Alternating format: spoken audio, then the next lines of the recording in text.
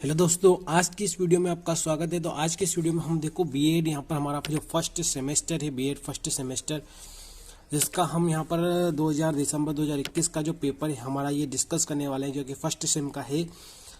Education psychology का जो paper है 3 आवर्स आपको टाइम मिलता है। ये हमारा मध्य प्रदेश यानी कि एमपी मध्य प्रदेश की जितनी भी यूनिवर्सिटी है उनके लिए काफ़ी महत्वपूर्ण है। तो आप देख सकते हैं कि हमारा जो पैटर्न है ये किस प्रकार से आता है एग्जाम में।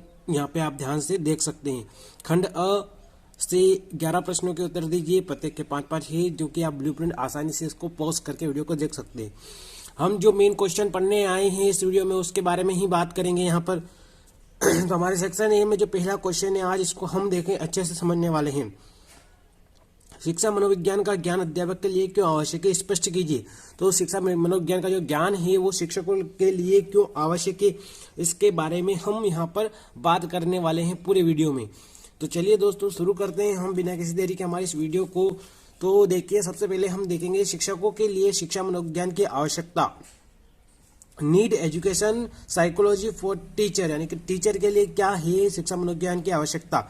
तो नंबर 1 इसका पॉइंट है हमारा यहाँ पर स्वयं का ज्ञान व तैयारी, यानी कि खुद का ज्ञान किस प्रकार से खुद ज्ञान प्राप्त करेंगे, फिर उसकी तैयारी के अनुसार वो बच्चों को पढ़ाएंगे। तो इसकी थ्योरी देख लेते हैं हम। शिक्षा मनोविज्ञान की सहायता से अध्यापक अपने में निहित स्वभाव, बुद्धि स्तर, व्यवहार, योग्यता आदि का ज्ञान प्राप्त करता है।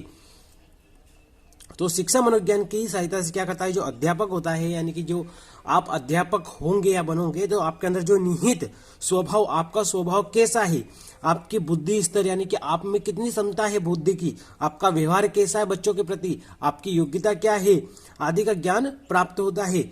यह ज्ञान उसे शिक्षण कार्य में सफल बनने में सहायता देता है, यानी कि ये उसमें कार्य में सहायता देगा शिक्षण कार्य में। जब आप पढ़ाओगे आप क्लास में, तब आपको वहां पर सफलता मिलेगी पढ़ाने में, आपको मतलब ज्यादा कठिनाई नहीं होगी, और इस प्रकार उसकी व्यावसायिक तैयारी में अत्यधिक योग देता है। और इसी प्रकार से जो उसकी व्यावसायिक तैयारी होगी, यानी कि पढ़ाने वाली तैयारी, उसमें अत्यधिक योग देता है। स्किनर के मत हैं शिक्षा मनोविज्ञान अध्यापकों की तैयारी की आधारशिला है। तो स्किनर ने क्या कमा रहा, हमारे यहाँ जो स्किनर है उन्होंने कहा है कि जो शिक्षा मनोविज्ञान अध्यापकों की तैयारी की आधारशिला है, क्या है, अध्यापकों की तैयारी की आधारशिला है। स्किनर का ये पॉइंट है हमारे स्किनर का। अब नंबर 2 पॉइंट देखेंगे हम, बाल विकास का ज्ञान, यानी कि हमको बाल का जो बालकों का जो विकास है उसका भी ज्ञान हमको यहाँ पर मिलेगा। तो मनोविज्ञान के शिक्षक को बाल विकास की विभिन्न अवस्थाओं का ज्ञान होता है। हमको क्या होता है, इस मनोविज्ञान के ज्ञान से जितने भी बालक है उनकी जो विकास हो रहा है, यानी कि दिन प्रतिदिन विकास करते हैं, वो बड़े होते हैं, बहुत सारी अवस्थाओं से गुजरते हैं, तो उनका ज्ञान होता है। वह इन अवस्थाओं में बालक की शारीरिक, मानसिक यानी कि शारीरिक यानी कि शरीर, मानसिक यानी दिमाग संबंधी, सामाजिक यानी कि वो समाज में किस प्रकार का व्यवहार कर रहा आदि विशेषताओं से परिचित हो जाता है। वह इन विशेषताओं को ध्यान में रखकर विभिन्न अवस्थाओं के बालक के लिए पाठ्य विषयों और क्रियाओं का चुनाव करने में सफलता प्राप्त करता है। वह क्या करता है, इन सभी को ध्यान रखकर, और विभिन्न अवस्थाओं के बालक के लिए, यानी कि अलग अलग तरह के बालक होते हैं, किसी को काय में इंटरेस्ट है, किसी को काय में इंटरेस्ट नहीं है, इसलिए वो पाठ्य विषयों और क्रियाओं का चुनाव करने में उनकी सफलता मिलती है, उनकी सफलता मिलती है, यानी कि किस प्रकार का उनका काम करना चाहिए यहाँ पर। तो आगे तीसरा पॉइंट देखेंगे हम। 3 कक्षा की समस्याओं का समाधान, यानी कि कक्षा में जो समस्या आती है उसका समाधान करने के लिए भी शिक्षा मनोविज्ञान का ज्ञान होना आवश्यक है। कक्षा की मुख्य समस्याएं हैं अनुशासनहीनता, आए दिन हम देखते हैं बालक कक्षाओं में अनुशासनहीनता करते हैं जितने भी बच्चे हैं।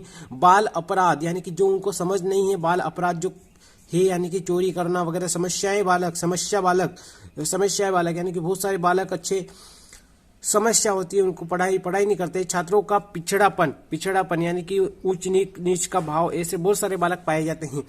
तो ये प्रमुख समस्याएं हैं हमारी कक्षा की। शिक्षा मनोविज्ञान शिक्षक को इन समस्याओं के कारण को खोजने, इनको दूर करने में सहायता देता है। तो वो क्या करता है, जो शिक्षक होता है वही इन्हीं समस्याओं को खोजता है और उनको दूर करने में सहायता देता है। आज स्थिति यह है कि कक्षागत शिक्षण एवं व्यवहार दोनों का अध्ययन शिक्षा मनोविज्ञान द्वारा होता है। तो आज यह स्थिति है कि जो कक्षागत शिक्षण है, यानी कि कक्षा में जो पढ़ाते हैं तथा उनका व्यवहार है, दोनों का ही अध्ययन शिक्षा मनोविज्ञान द्वारा दिया जाता है। अब देखेंगे नंबर 4, बाल स्वभाव व्यवहार का ज्ञान, जो बाल स्वभाव यानी कि बालकों का कैसा स्वभाव है हमारे प्रति, उनका व्यवहार कैसा है, उसके ज्ञान के ऊपर हम बात करने वाले हैं। शिक्षा मनोविज्ञान अध्यापक को बालक के स्वभाव और व्यवहार से अवगत कराता है। अब आप क्या करोगे, जब आप शिक्षा मनोविज्ञान का ज्ञान हो जाएगा आपको, तो आप क्या करोगे, बालक अध्यापक जो रहेगा बालक के स्वभाव में व्यवहार को अवगत कराएगा, उसका जो स्वभाव है व्यवहार है उसके प्रति वो बात करेगा या उसको अवगत कराएगा, उसमें अनुसरण करेगा, उसमें वो स्किल डालेगा। इन दोनों बातों के आधार पर बालक की मूल प्रवृत्तियां और संवेग होते हैं। क्या होते हैं, मूल प्रवृत्तियां, यानी कि बालक की जो मूल प्रवृत्तियां जो दैनिक क्रियाकलाप करते हैं बालक, और संवेग यानी कि उनमें कैसा भाव है, संवेगात्मक भाव है ना, तो उसके होते हैं वो मूल प्रवृत्तियां और संवेग होते हैं। अध्यापक विभिन्न अवस्थाओं के बालक को मूल प्रवृत्तियों और संवेगों से परिचित होने के कारण उनका अधिक उत्तम शिक्षण और निर्देशन करने में सफल होता है।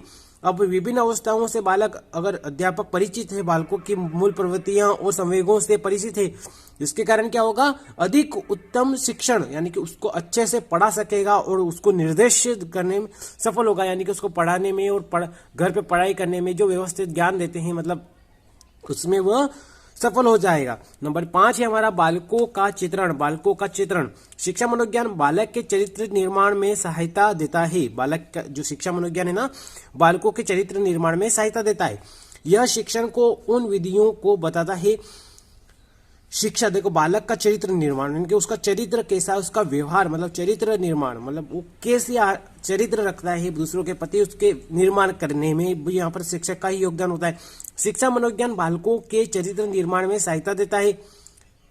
यह शिक्षक को उन विधियों को बताता है, यह शिक्षक को उन विधियों को बताता है जिसका प्रयोग करके वह अपने छात्रों में नैतिक गुणों का विकास कर देता है।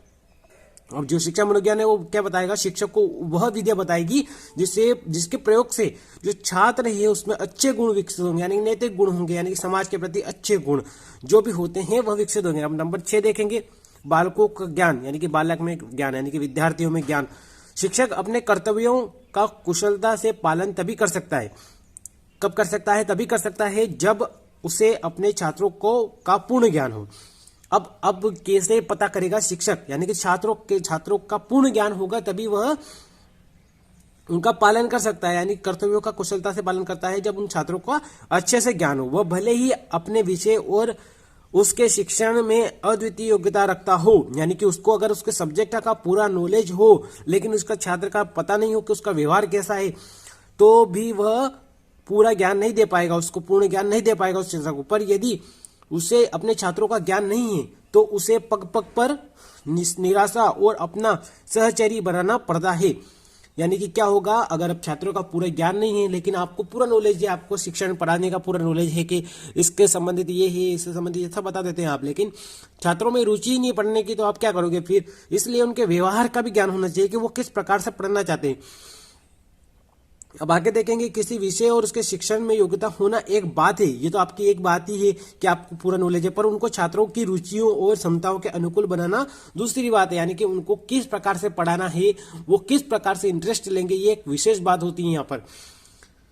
नंबर 7 देखेंगे, अनुशासन में सहायता, यानी कि किस प्रकार से अनुशासन में सहायता करते हैं। शिक्षा मनोविज्ञान अध्यापक को अनुशासन स्थापित करने और रखने की अनेक नवीन विधियां बताता है। क्या बताता है, अनेक नवीन विधियां बताता है। जैसे इस संबंधित में मेलवी ने लिखा है, मेलवी ने क्या लिखा है, जो शिक्षक अपने छात्रों की रुचि के अनुसार शिक्षा देते हैं, कि जो शिक्षक छात्रों की रुचि के अनुसार शिक्षा देते हैं, जैसे कि उनको किस प्रकार से पढ़ना है, वो कहानी के रूप में पढ़ते हैं या फिर हास्य यानी कि हंसी मजाक के रूप में पढ़ते हैं, यानी कि उनको किस प्रकार से समझ में आता है, अच्छे से उनकी रुचि के अनुसार उन्हें पढ़ाना चाहिए। उनके सामने अनुशासन की कठिनाइयां बहुत कम आती है।